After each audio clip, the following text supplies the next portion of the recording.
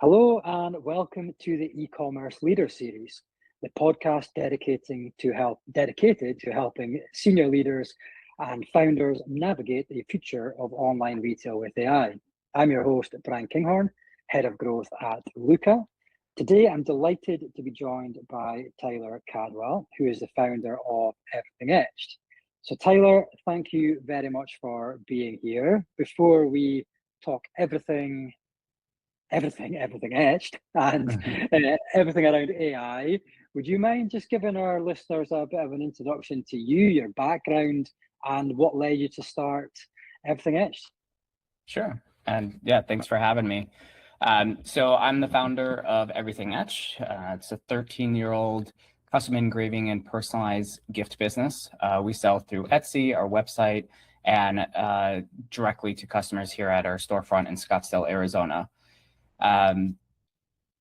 With Everything Etched, the hard part really isn't just selling the products, it's managing the thousands of small, messy customer-specific decisions. Everything is for an event, everything is custom. And what's interesting is I've been using Everything Etched as the proving ground for this AI native operating system that I'm building. We're not just experimenting with AI for like content, we're building agents that will help our customer service, order intake, production process, design generation, approvals, workflow automation. The goal is for me to make this small service e-commerce business operate with the leverage of a large team. Cool, nice one. Well, I can't wait to dive into your use of AI and everything involved in that. But I suppose to bring it back slightly to the beginning, what inspired you to start the business? What was it about this industry or space that you just really wanted to get involved in?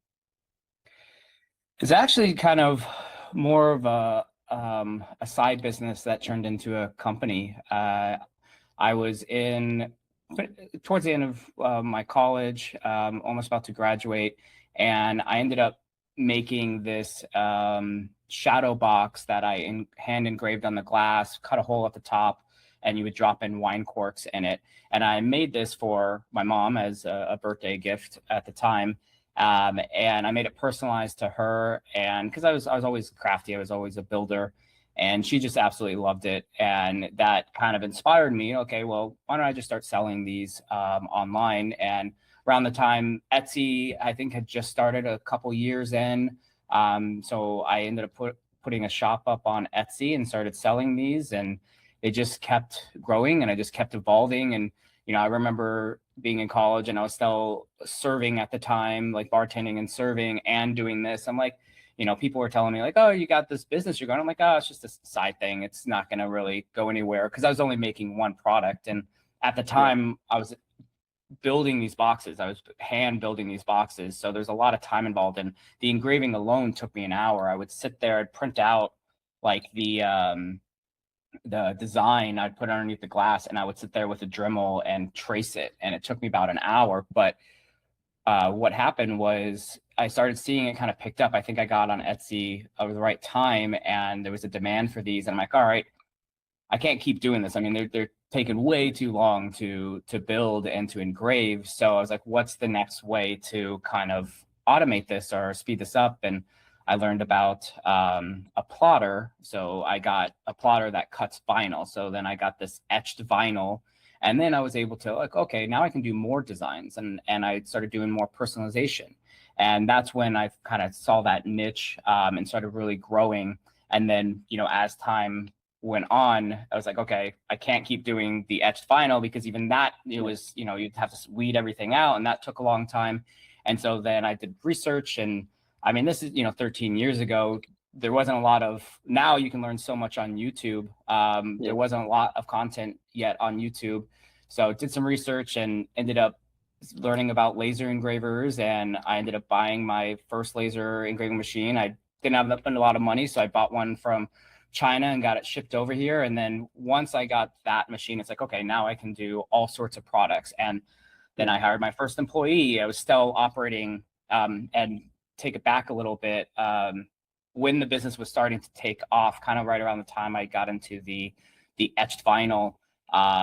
and I was like, okay, this can be a business. I had to make a decision where I couldn't keep working as a bartender and doing this. So I had to choose to do, I chose to do Everything Etched, and I didn't have enough money to have a space, an office space, or rent a house that had garage so I can build all this product.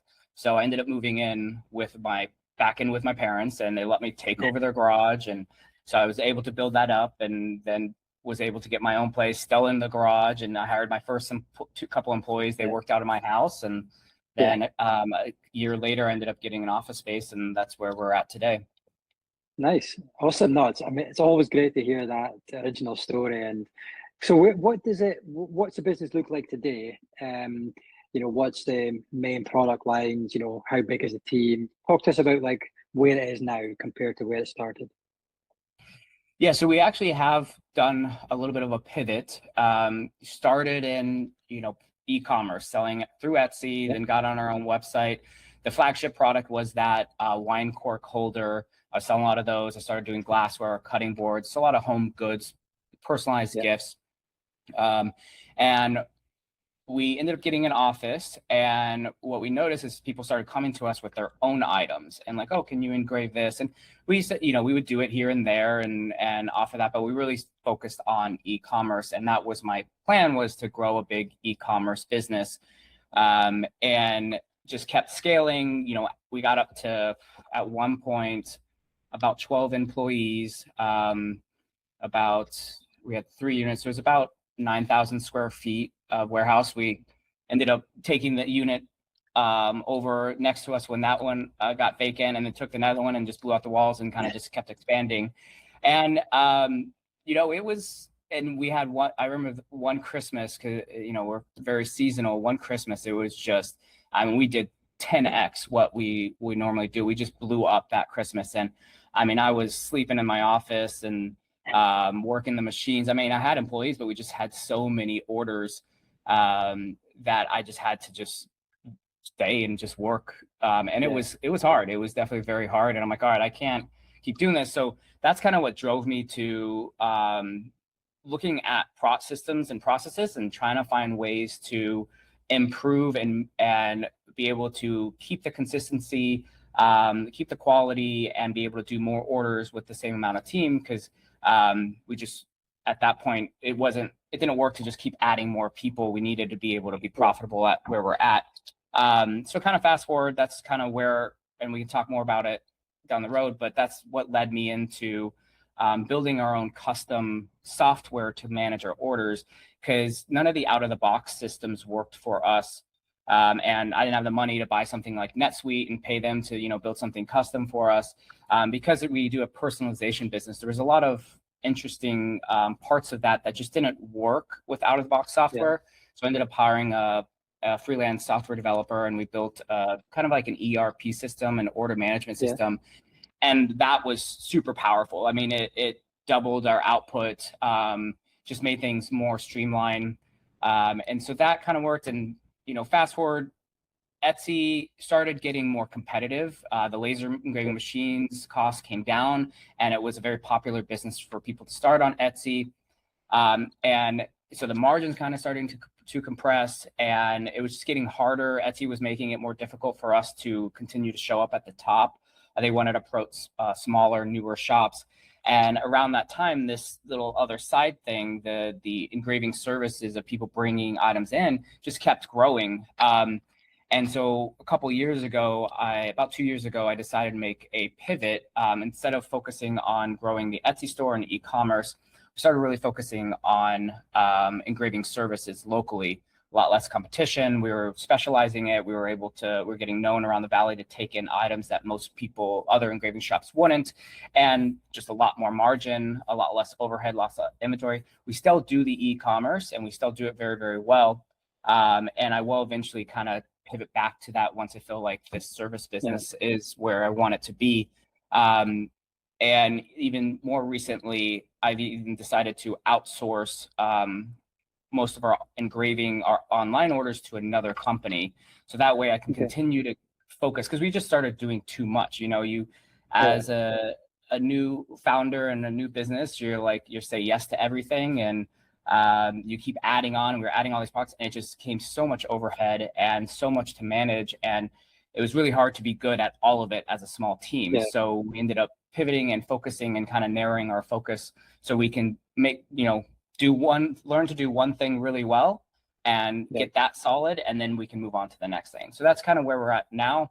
And then, I'm sure we'll talk about the AI revolution and what that has been able to do for the company, so I can do more with the same amount of team, take more orders, be more consistent with our customers, consistently produce quality, get it delivered on time, because everything we do is for an event, and there's no pushback on that. Someone's getting married, they need to have their items for this event. So that's kind of the direction we have. The e-commerce is still, it's built nicely where I can kind of leave it where it is now. And I am working on things kind of in the back end with the AI to start prepping to build that, so I can kind of launch, grow that more significantly once I turn my focus back on that. Nice. No, it's awesome. It's great to hear. And I suppose let's just dive in then to, you've mentioned AI you mentioned AI revolution, which obviously is very much the case, but how has it revolutionized your business then over the last few years? So one, it started with the just software development. It was able for me to be able to start making our own custom software to help with workflow automations. And, we use it, as most people do, for generating content, helping writing emails. But once I kind of dived into it, I realized that it's the key for AI to be powerful is for it to have tons of information. And so I kind of started restructuring everything to start capturing all that information, capturing, every piece of order information when something goes wrong, capturing our conversations with customers. So I'm building all that now to capture all that, because then we can build agents on top of that. Then we're also building learning loops that when something goes wrong, or if we see an improvement, the agent can kind of capture that and suggest improvements in our knowledge base or our policies, or how we settings on how we engrave our items. So it's been a really powerful tool. And it's, everyone talks about how in the beginning AI was supposed to be this amazing productivity tool, as in time savings. But what it turns out is, when you're able to almost pretty much build anything you can think of, you just find I wake up every morning now at 4:30 in the morning because I want to come to work and build. I have this excitement again around the business because I can see so much what is possible. All the stuff when you're starting out, you have all these ideas that you want to do, and what you have to learn as a founder is that you can't do them all. You have limited resources, limited money, limited team, limited time. So you have to pick and choose what you can do, and something might be really beneficial to the company, but you might not have the resources to go after that. And so you have to maybe do some workarounds. Now with AI, I'm able to build those ideas. And now it's okay, now I can do anything. Now I got to pick, the ones that actually I should focus on, because now it's just the world has just opened up, and it's a very exciting time. Yeah, no, absolutely. It's definitely a very exciting time. So you've mentioned just in that sort of spell there around you're using it in different aspects of the business. Obviously, you've used it in multiple different sides of the business. So where do you think, in your opinion, has it changed the way you run the business the most? Which way has been the biggest success? What would be the biggest transformation for you, basically, out of what you've been doing there? I mean, the first initial thing is just being able to build the tools that makes everyone's role a bit easier. And because there's, I've talked about this before, there's a lot of that goes into a personalized product, right? It's not just a product that we have on the shelf. You just pick that product and you ship that out. There's a whole design process. There's a whole, approval process. So AI in the beginning has been really transformational for the company to build the tools that helped my team be able to deliver consistent quality and consistent turnarounds and great consistent customer service. It makes their role easier. That I've hired, customer service staff in the past, and it's very hard because we have Etsy, we have our website, we have our walk-ins, and you're just pulled in lots of different directions. And so the first, and where a lot of people go, is building tools and starting to build automations. And that's where we went first, is building some automations that just take the things that just have to be done and done consistently, but are just either tedious, they're the boring parts of the job, or they're the first things that, like, oh, well, this customer has an issue, so I'll do that later. And then it never gets done, but we need that. So that's where we headed first, was building tools and building automations for some workflows. Now where we're headed is we're building more of a learning system where it can learn from our customer messages. It can learn from the products that we've done. And that way it can start helping recommend things, or even start answering some of our customer messages for us.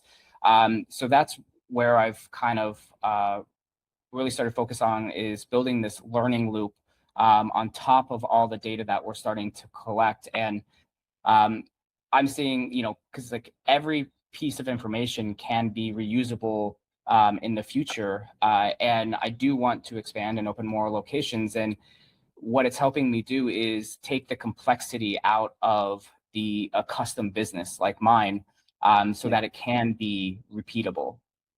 Yeah. So that custom element there I want to pick up on. So your personalization and customization is a big part of what you do, obviously.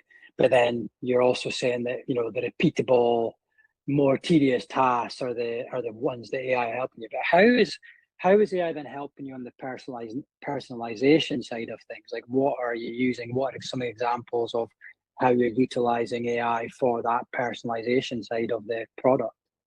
Yeah. So right now I actually am building I'm calling it a design engine, but it's a new order intake system. So just for people to understand, right now, when someone comes in with their item, they come in, we, inspect the item, make sure it's something we can do. We collect the information that they want on it, the personalization, they pick a font, and then we put their order in, and then they leave. And then the order has to go to a designer. Then the designer has to design it. With that, they have to, build design within a certain amount of time, because margins, you got to protect your margins on it. We can't have someone working 3 hours on a design for something that we're charging $50 for an engraving. So they have to, build it quickly. They send it to the customer, and we wait for their approval, some back and forth, and then we engrave it. So right now, and more recently, the AI image generation models have gotten really good, and not just good in creating photos, but good in creating text-based designs. So I started experimenting with that some time ago, and now I built like this first version and kind of a proof of concept. So what I'm building now is, when the customer comes in, we take their information, we get the personalization, and we have this design engine that can build beautiful designs within, it still takes about 60 seconds to get it back, but much faster than obviously we could do before. And they have multiple choices and designs that would normally take a human designer maybe through 2 to 3 hours to make, with all the intricate detail. So we're able to present that to the customer right then and there. And so they can see, their design and make changes right on the spot. So when they leave the store, they feel confident of, what they're getting, and it also adds a lot of value, because now you're not just getting a name and a font, you're getting a name with, some other design elements that match either the item that it's going on, so it looks like it's purposely was made for that, or that it matches the person's personality that they're giving it to. So adds a lot more value. The other thing we do with it is we have it generate photorealistic mock-ups. So they will take the design, we take a photo of the item, define where the engraving area is, and then it can put that design on that item in the result, like the engraving result that it would be, based on the machine that we're using, based on the material, which is, adds a whole layer of complexity, because we have 3 different types of machines, and they all do a different result on different materials. So that was all information we had to build in, but it can create a photo now of, like, okay, here's what the design will look like on your item. So when they leave, they know exactly what they're going to get. Because that's managing expectations. That's one thing AI is definitely helping with, is people have different ideas of what engraving is, or what it will be. And so that's can cause issues where we know we did a really good job on this engraving, but they were expecting something different. So this mock-up helps prevent that, and it overall just builds a better customer experience. Yeah, nice. And I suppose just as you were talking there, I'm thinking about there's a bit of juxtaposition in your business where you're utilizing AI to a very developed level. You're using it to help with customers' designs and how their product's going to look. But at the end of the day, there's still a human coming in to your physical premises, so there's still that like human touch required, and that experience of income. So how do you think about that whole space where yes, AI is amazing, it can help, but more than ever, people are also, because of AI and everything going digital, want that human connection as well. So how do you think about that and make sure you've still got that side of the business nailed as well? Yeah, our business is a personalized business. Like, people are coming in to get something for someone that means a lot to them. If you can go get a gift card or go buy something off the shelf. If you come in to get something, take the time to get something personalized, you buy an item and you also want to get it personalized, that person is value, they mean something to you, and you want the gift to mean something as well. So it's a very personal experience, and we don't want to use AI to replace that. We want to use AI to help streamline the process, so the process feels easy and smooth, and it feels like magic, where the customer or our employees can then focus on the customer experience. They can dive into the detail of what is this for. Sure, there are things that are wedding gifts, and people are just getting a wedding gift for somebody, but other times you have stories like a grandpa coming in to get this compass engraved for his grandson because he went on a trip with his grandson and he loved it. And so he wanted to pass this compass that he's had in his possession down to his grandson as a family heirloom. And so you have stories like that. And what AI allows us to do is to pull that story out and the meaning behind it. And we can capture that with AI, and then it can help use that information to create a design around that. Yeah, awesome. No, I love it. It's a great. I think personally, it's a great business to have, because you've got that super forward-thinking technology, but then you've also still got that human interaction, which is super important as well. So yeah, credit to what you've built. In regards to you then as a business owner, running the business, data decision making is super important. All the more data than we've ever needed, and we can even compute at our fingertips at any given time. But as a founder, what are the metrics that mean the most to you? What, on a day-to-day or week-to-week basis, what are some of the metrics that you're paying attention to the most?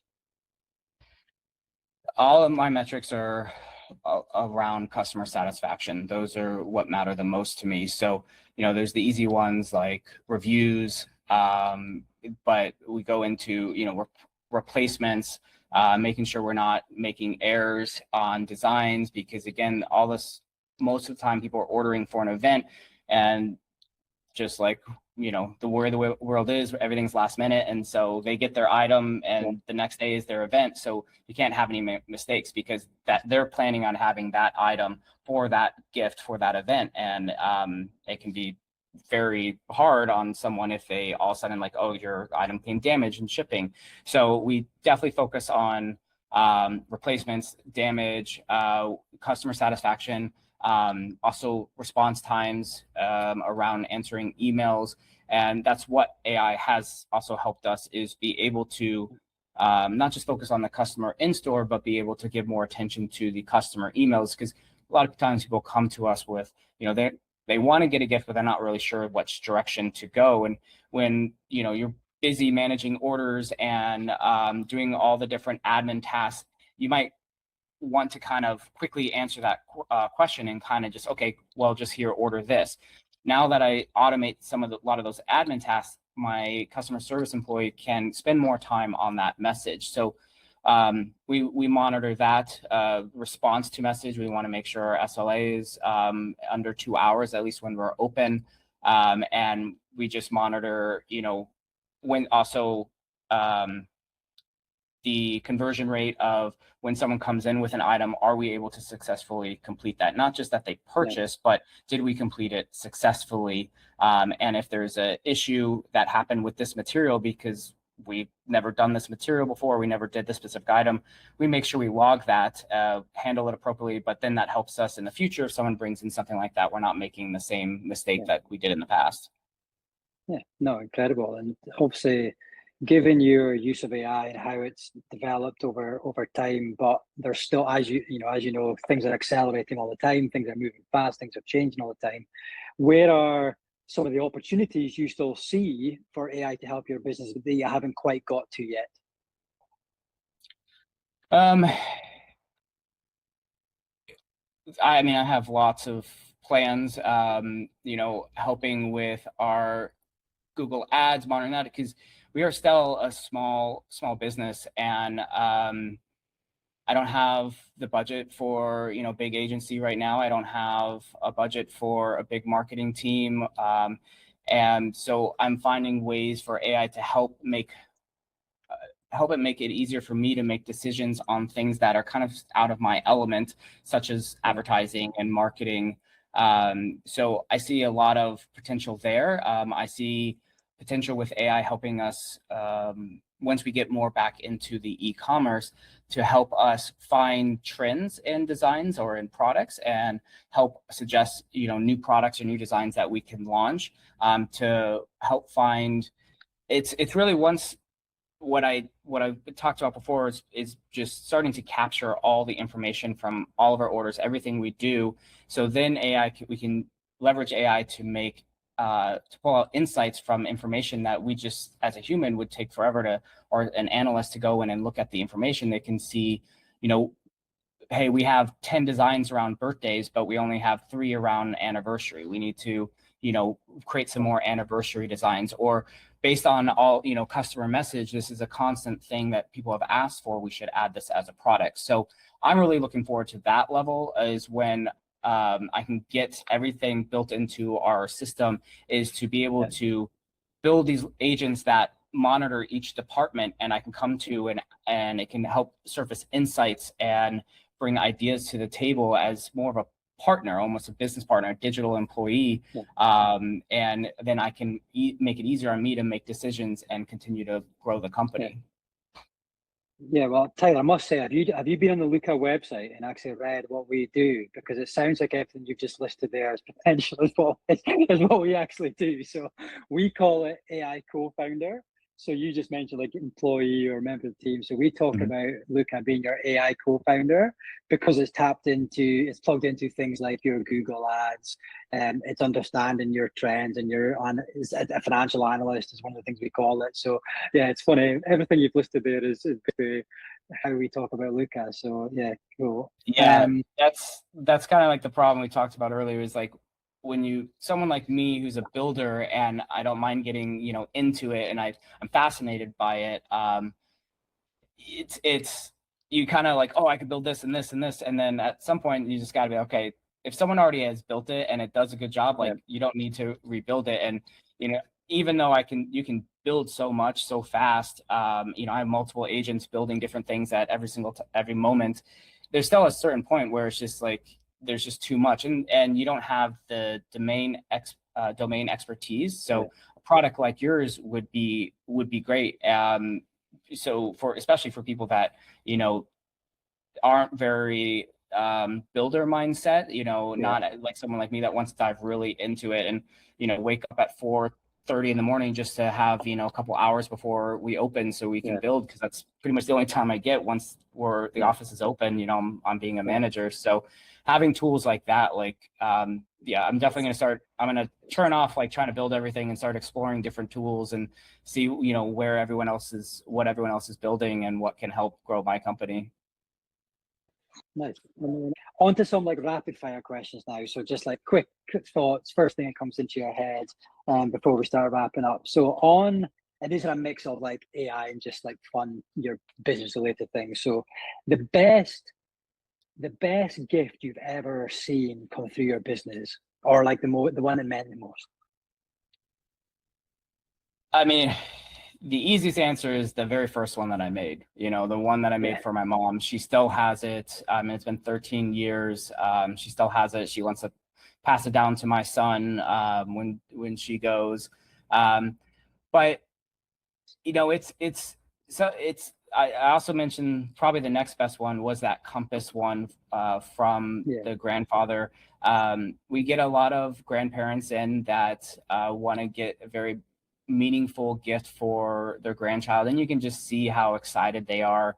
They're so excited to have a grandchild, and they want to get something that they're going to keep, that will outlast them. And so those are the best stories. I mean, we do a lot of weddings, a lot of anniversaries. We've done a lot of weird stuff, a lot of gag jokes. A cop getting some I don't know, like some sexual playthings as a gag gift for his partner that was retiring. So we had to engrave that. So we get some weird stuff too. But the great ones are the ones when it's for someone that's really means a lot for them, like a grandchild or someone that's graduating, and you just see how proud the parents are, and you're getting something that that person's going to keep for a very long time. Yeah, nice. And then on to what, like, the best gift you've ever received. So what aside from the business, like the best gift you've ever received? Best gift I ever received. I'm more of an experience guy. So I love to travel. I love to here in Arizona, we've got a lot of backcountry, a lot of desert. So I go off-roading. So I'm really about experiences. But for my 35th birthday, my wife got me a trip to Greece. We did a cruise through Greece. So that was really cool. I value that. But just for Father's Day, my wife got me a glass from Everything Etched, and you'd be surprised, you'd think like owning an engraving business, we would have tons of things engraved, and we have a couple things, but you're just so busy, you just don't think about it, and you don't want to take your work home. But she got me a glass that said, Dad Established. It's one of our popular designs, and it lists my son's name and his birthday. And so those are nice because that's something I can use when I have a drink, and it's, memento of my son and being a dad. Yeah, cool. Awesome, amazing. One thing that every founder should stop doing.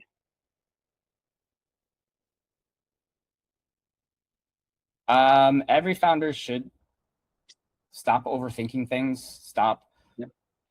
Just do, like, don't be afraid to experiment and try different things. I think every founder definitely should use AI and learn it and just test building things, because whether you have experience or not in software development, the tools have gotten so good that anyone can be a builder. And you can get in a mindset of, you kind of see an opportunity, and that opportunity can seem so far out here, but with AI, that brings that opportunity a little bit closer. So I would say to stop being afraid to try and test new tools, and stop overthinking. And if you want to dive into that a little bit, it's like, stop over even thinking the prompts. Like, a lot of times I use Whisperflow, and it's amazing. I don't like typing that much anymore because it's just so much faster, and AI is actually really good with a lot of context. So when I want to start a project, I just turn on Whisperflow and I just brain dump, and I just talk. And it's good at collecting all that information and putting it together. So I think, especially when you get an AI, if you're not used to it, you may write like use Google, and you carefully craft it so you use the right keywords. Where with AI, if you want to get in a building, like, you can just talk to it, and I have to train my employees on that and how to actually talk to AI, because they're so used to using other software that is very kind of strict, and you have to use the right keywords to get it to do what you want to do. And I'm like, no, just talk to it like a human, and you'd be very surprised, and just experiment and see what you can build with it. Nice. No, incredible. Good advice. I think it's a key thing, is just don't overthink it. As simple as that. So No, great. And finally, what makes a great customer experience? I mean, a great customer experience is one that makes, I think for me, I in our what we do with the custom, people are scared to come, kind of nervous to get started because it's like a lot of them have never gotten anything engraved before, so they're nervous that it's going to cost a lot, it's going to be complex, or we can't do the design. So what makes a great customer experience is making that process feel like magic and just super smooth and comfortable. Someone coming in and greeting them and excited, just as excited as they are to create that gift for them, and just making sure that everything is seamless, makes the process as smooth as possible for the customer. We like to be transparent and explain the process, so we don't try to hide anything. Our pricing is very transparent. And I think the key for them is consistency, and that's the big word that I use around here, is just consistency, that they know if they need a gift for Saturday and they forgot and they're coming to it on Friday, they know that we can get it done and they'll have that ready for Saturday. They can trust and count on us. And then so the next time they're in a pinch, they come to us, or when they actually plan ahead, they have more time, they can come to us. But I think that's where we really shine, is that we're able to deliver on our customers' expectations and like in a short deadlines. And that really makes us stand out, because a lot of times people come to us in a pinch, like their order didn't arrive, and I got a wedding to go to, and we turn around and we make it happen. And I think that stands out in people's minds, where other companies might pass it off because it's just too much headache to do rush orders. I don't know, 40% of our business, our local business, is rush orders. So I think that really stands out for the customers, and just being able to be consistent and deliver on time. Amazing. Great words. Thank you very much for sharing. So Tyler, before we start wrapping up, then what's the best place for people to find you? Where's the wish to follow along in the journey, whether that's you personally or whether it's the business? So you can find our website or at everythingetched.com. I'm trying to be more active on social media. I started posting my journey on building with OpenClaw on X. So you can follow me there. It's just at Tyler Cadwell 1. Unfortunately, I had to add the 1 because I got locked out of my other account. But I'm going to start posting there about what I'm building, what I'm learning. So follow me there, and you can kind of see what I'm doing with AI in my business. Amazing. Well, thanks very much for your time. Thanks for coming on the podcast, Tyler. It's been an absolute pleasure. Yeah, this is great. Thanks, Bryan.